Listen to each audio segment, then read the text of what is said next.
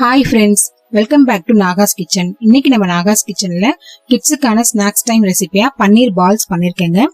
ரொம்ப டேஸ்டியாவும் ஹெல்த்தியாவும் குழந்தைங்களுக்கு வீட்லயே இந்த பன்னீர் பால்ஸ் எப்படி செய்யறதுன்றத பார்க்கலாம்.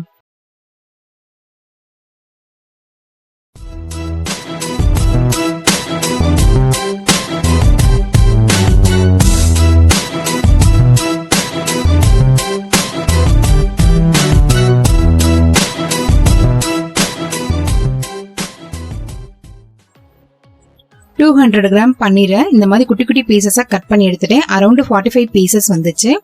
இந்த பன்னீரை ஃபர்ஸ்ட் மேரினேட் பண்றதுக்கு நான் செப்பரேட்டா 2 டேபிள் ஸ்பூன் பச்சரிசி மாவு,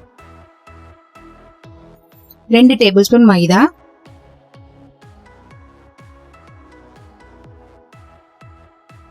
2 டேபிள் ஸ்பூன் கார்ன்ஃப்ளவர் மாவு, அதோட ஒரு 2 table spoon chicken 65 powder, 1/4 teaspoon சீரகத்தூள், கொஞ்சம் சால்ட். இது எல்லாத்தையும் இப்போ தனியா நம்ம மிக்ஸ் பண்ணி எடுத்துக்க போறோம்.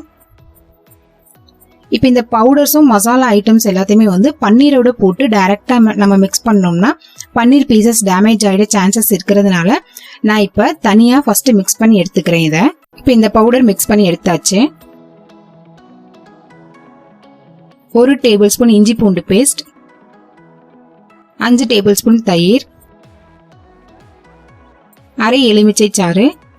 இந்த மூணையும் இப்ப பன்னீரோட நம்ம மிக்ஸ் பண்ணி எடுத்துக்கலாம். ஃபர்ஸ்ட்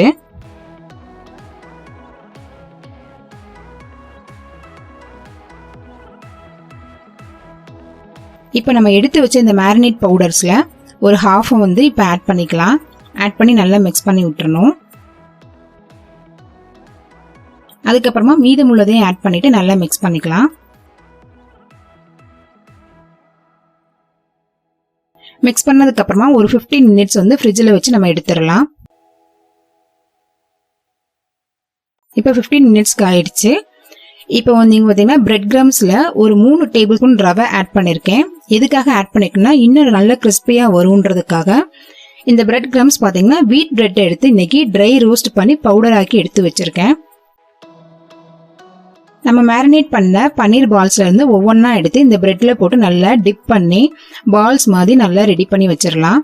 இப்ப பன்னீர் பால்ஸ் ரெடி ஆயிடுச்சு. ஆயிலும் ஹீட் ஆயிடுச்சு. மீடியம் ஃப்ளேம்ல தான் இருக்கு.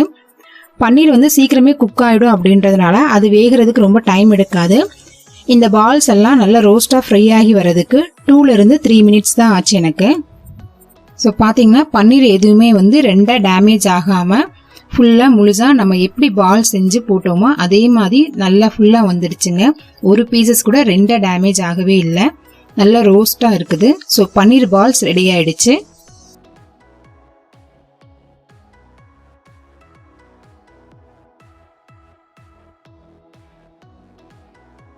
இன்னைக்கு இந்த ரெசிபி உங்களுக்கு பிடிச்சிருக்கும் நான் நினைக்கிறேன். இந்த ரெசிபி உங்களுக்கு பிடிச்சிருந்தா லைக் பண்ணுங்க, உங்க ஃப்ரெண்ட்ஸோட ஷேர் பண்ணிக்கோங்க, சப்ஸ்கிரைப் பண்ணிக்கோங்க.